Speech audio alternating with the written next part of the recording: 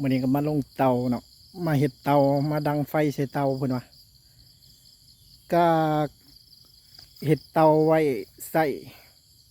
ก็คือบ่มีถ่านดังไฟ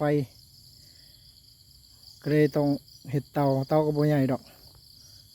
สำไข่เอาก็เฮ็ดบ่ใหญ่ไปเลยเนาะนี่การเฮ็ดเตาควันมันสิขึ้นในนี้ถ้ามันสิติดอันนี้ฮักกระจุไฟซุ้มไฟใส่ทีเดียวนี่ควันมันจะขึ้นมาในนี้เลย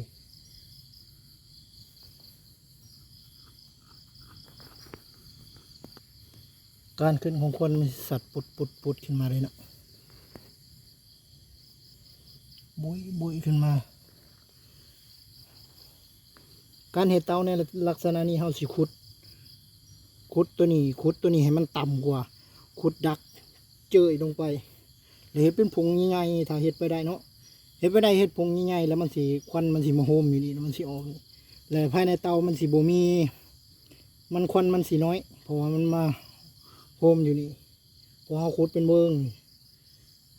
แล้วในเตาเนี่ยควันสิน้อยแล้วมันสิติดง่ายอันนี้ดังใส่เทื่อเดียวพวงกำลังดังใส่จูพื้นบ่ทันเบิดพวงกำลังจูพื้น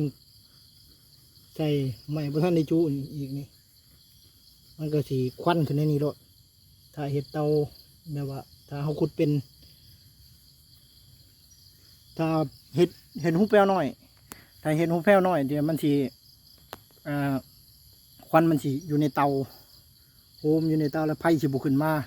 เพราะว่าควันมันอูดเอาอยู่นี่แล้วไฟมันสิบุขึ้นมาแล้วมันสิเห็ดให้มันติดยากเนาะเพราะดังไฟขึ้นมามันก็อูลงคือเก่าในนี้มันก็สิควันออกเลยสัตว์บุยขึ้นมาเพราะว่ามันโฮมในนี้เด้มีแต่หาแต่ทางออกในนี้มันลงมาโฮมในนี้แล้วแต่ในเตามันบ่ค่อยมีทางมันก็สิติดง่ายถ้าเห็ดเตาในนี้เขาก็เลยอีกอย่างถ้าผู้เห็ดเป็นเนาะผู้เพิ่นเห็ดง่ายๆก็น่าสิประมาณนี้แหละมันจังแบบว่าได้หลาย